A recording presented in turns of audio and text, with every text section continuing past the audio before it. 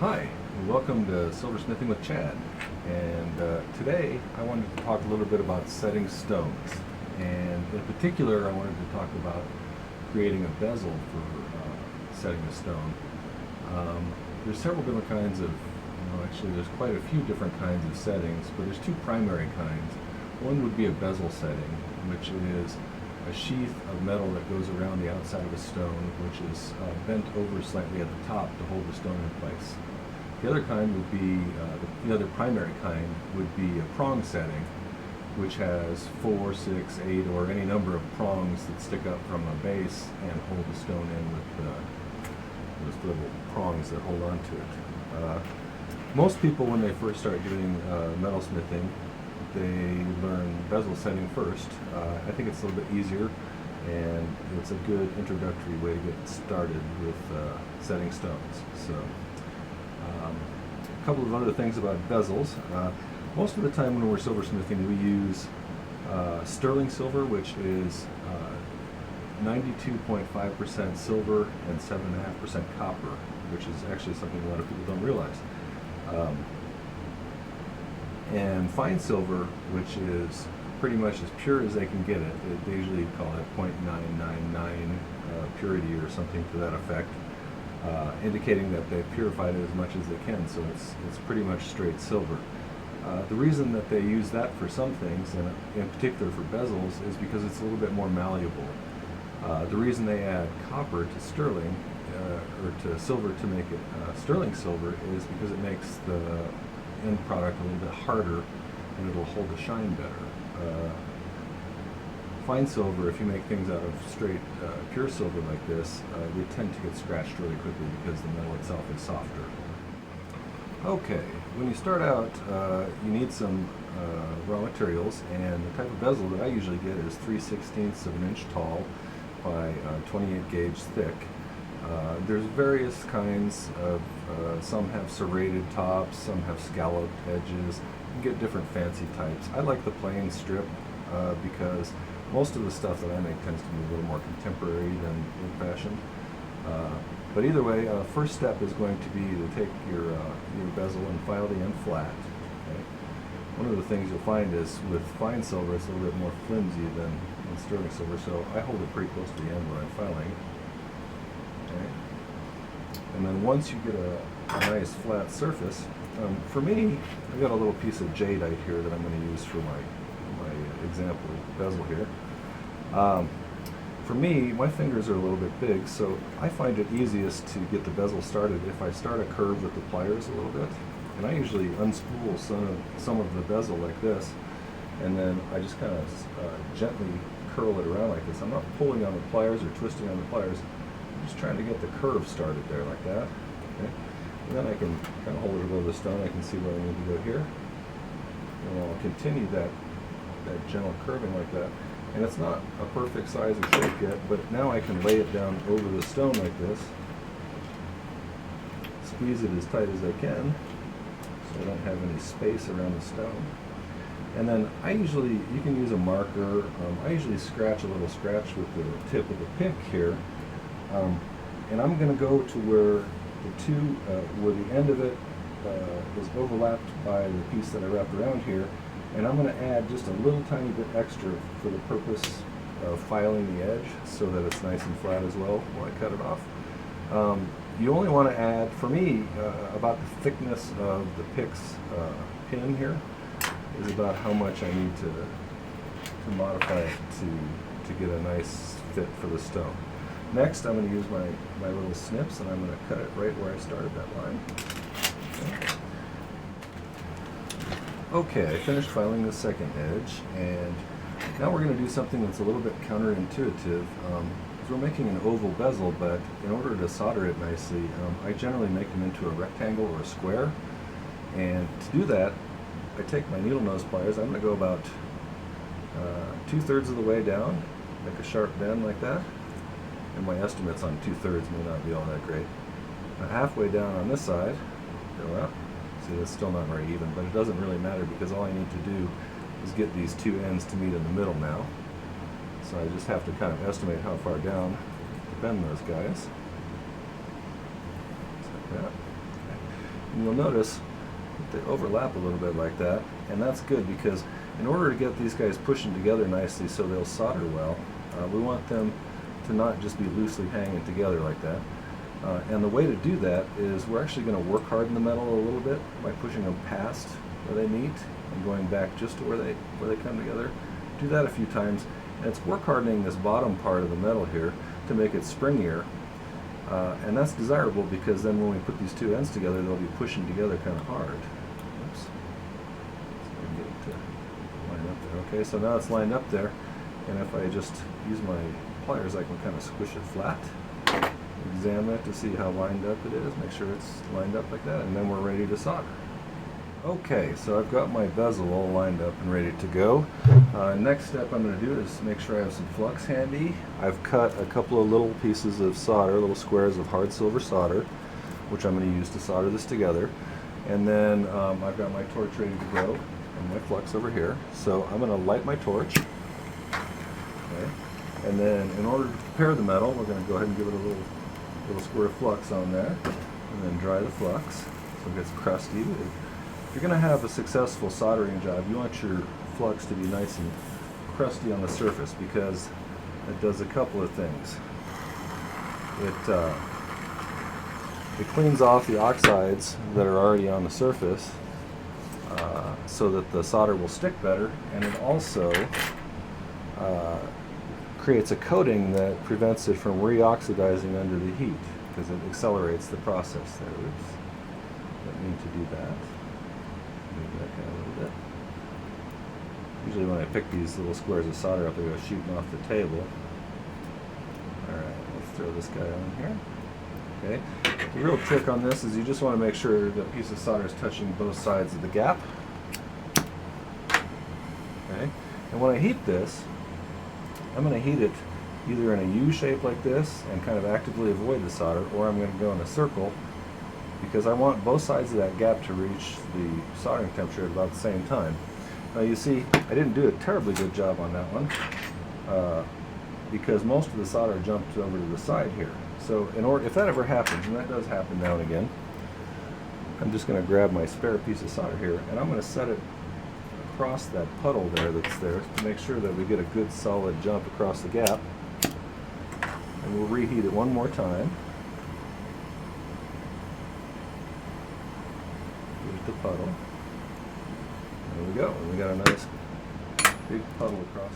Okay, our next step is going to be to reshape our bezel back into the shape of the stone since we shaped it differently to solder it.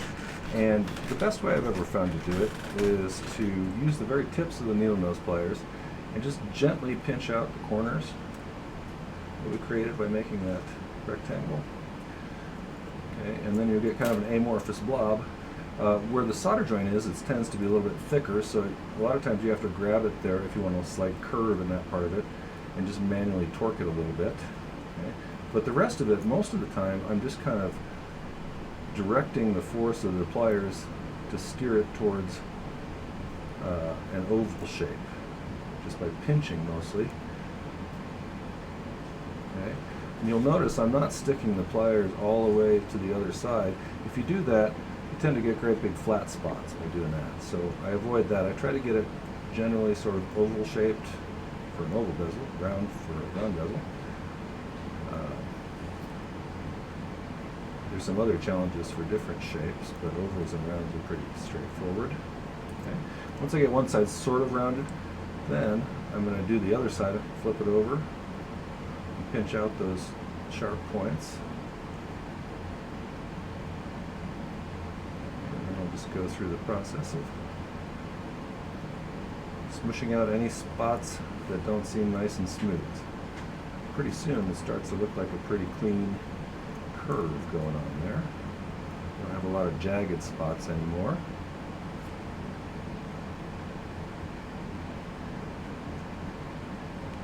Okay. Flip it back over to the original side and we'll take a look and see where we're going.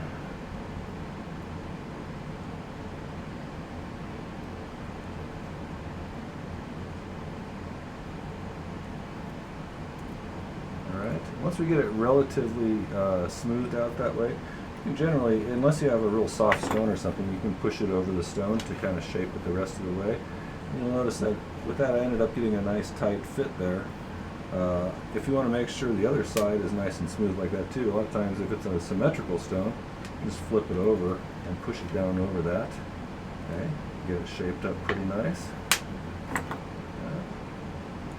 And then we'll be ready to put the bottom on. Okay. Okay, for the bottom, I usually use 26 gauge sterling silver, which is a relatively thin sterling silver sheet. It's not fine silver like the top of the bezel because this part doesn't need to be malleable like that. We want it to be actually pretty strong and solid. But we're going to use this as a flat base underneath it. So I'm going to set the stone off to the side. One of the things you want to avoid is, and I catch people doing this all the time, is they set their stones on their pad like that.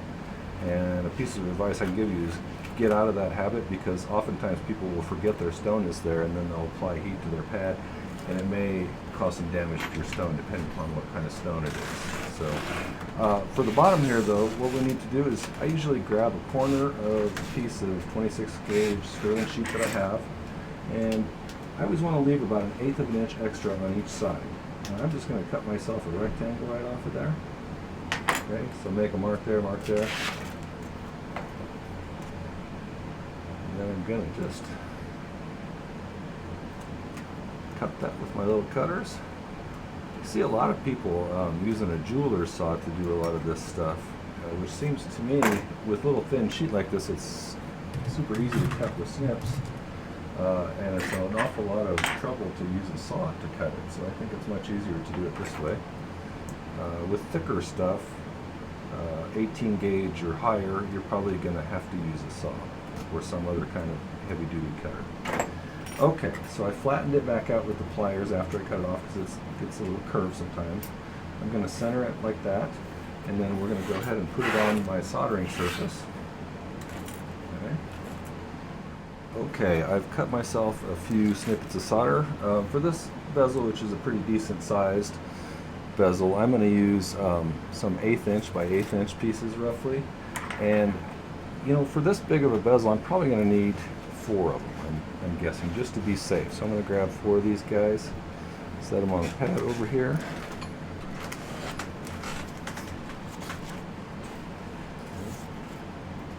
And then as always, when you're getting ready to solder something, we're going to go ahead and flux the piece.